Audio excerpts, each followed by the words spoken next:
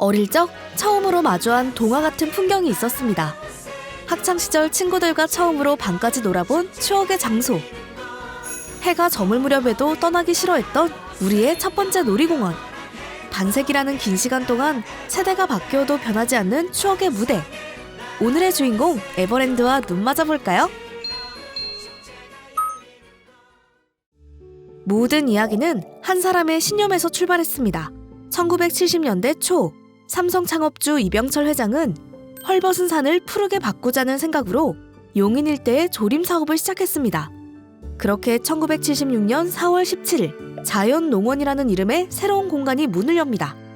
그때 입장료는 어른 600원, 어린이는 300원. 지금으로 치면 가족 모두가 큰 마음을 먹고 나서는 하나의 연례 행사 같은 외출이었죠. 하지만 그 시절의 공원은 지금과는 전혀 달랐습니다. 대형 롤러코스터도 화려한 퍼레이드도 없었습니다.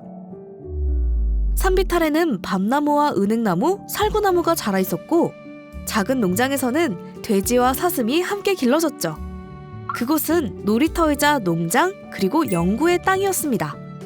실제로 개장 첫 해 자연농원은 돼지고기 780톤을 일본에 수출했고 몇 해 뒤엔 살구 넥타까지 해외로 보냈습니다. 자연의 순환을 바탕으로 한 최초의 복합농업형 관광지, 이름 그대로 자연의 농원이었습니다. 도심에서는 접할 수 없는 숲의 냄새, 맑은 공기, 살아 움직이는 동물들. 그렇게 자연농원은 자연과 인간이 함께 숨쉬는 장소로 자리 잡았습니다. 1980년대에 접어들며 자연농원은 한 단계 더 진화합니다. 사람들은 이제 단순히 보는 즐거움이 아니라 타는 즐거움을 원했습니다. 그래서 등장한 것이 국내 최초의 후룸라이드, 바이킹, 관람차. 이 시기부터 자연농원은 우리나라 놀이문화의 상징으로 성장하죠. 하지만 농원이라는 이름은 시대의 흐름에 점점 맞지 않게 됐습니다. 1996년 개장 20주년을 맞아 공간의 이름이 바뀝니다. 새로운 이름은 영원한 즐거움의 땅, 에버랜드. 그 순간부터 이 공간은 단순한 유원지를 넘어 하나의 스토리 세계로 다시 태어납니다. 한국 최초의 워터파크 캐리비안 베이가 문을 열며 여름 문화의 지형을 완전히 바꿨죠. 이제 물놀이는 계곡이나 강에서 하는 것이 아니라 거대한 인공 파도풀과 슬라이드 속에서 즐기는 것으로 바뀌었습니다. 여기에 홈브리지 숙박시설, 글렌로스 퍼블릭 골프장, 호암미술관, 삼성교통박물관까지 에버랜드는 하루만 놀다 오는 곳이 아니라 머무르는 리조트형 복합단지로 확장됐습니다. 그리고 2000년대 에버랜드는 한층 더 이야기의 공간으로 진화합니다. 룩스빌, 이소빌리지 등 스토리텔링 테마존이 생기며 단순히 놀이기구를 타는 곳에서 이야기가 살아 숨쉬는 공간으로 바뀝니다. 2008년 국내 최초 목재 롤러코스터 T-익스프레스가 신설되고 2013년엔 수륙 양용 사파리 로스트밸리를 선보이죠. 그 이후 판다 커플, 아이바오 앤 러바오. 이렇게 에버랜드는 시대마다 새로운 주인공을 만들어내며 반세기 동안 누적 방문객 2억 명 이상, 연간 700만 명이 찾는 국내 대표 테마파크로 자리 잡았습니다. 에버랜드의 성장은 단순히 놀이공원의 역사를 넘어섭니다. 이곳은 한 도시의 경제를 움직이고 기업이 가진 브랜드 철학을 현실로 보여주는 플랫폼으로 발전해왔습니다.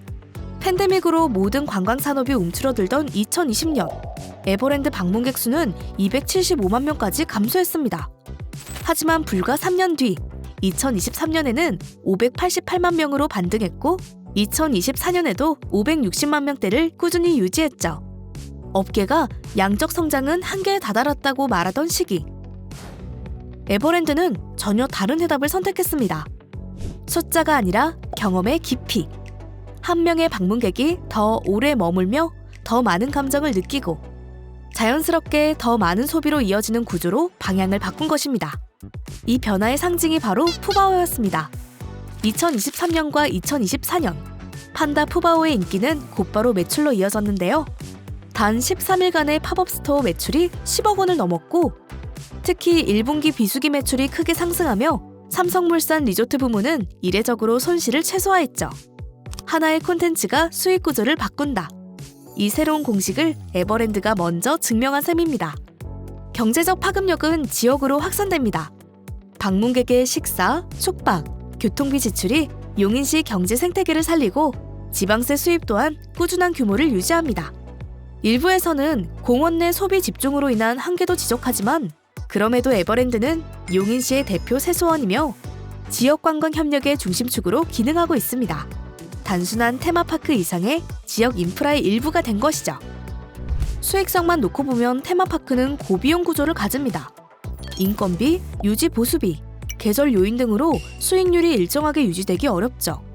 하지만 삼성물산은 에버랜드를 단기 실적으로 평가하지 않습니다. 매출 4,700억 원, 영업이익률 7% 수준의 숫자보다 중요한 건 세대를 아우르는 신뢰와 경험, 그리고 감성입니다. 그래서 에버랜드는 단순히 놀이를 제공하는 공간이 아니라 콘텐츠와 기술을 실험하며 즐거움의 미래를 만들어가는 브랜드 자산으로 자리하고 있습니다. 1976년의 어린아이는 이제 부모가 되었습니다. 그리고 그 아이의 아이가 같은 길을 따라 웃음 짓습니다. 계절이 바뀌고 세대가 흘러도 에버랜드는 여전히 우리 곁에 서 있죠.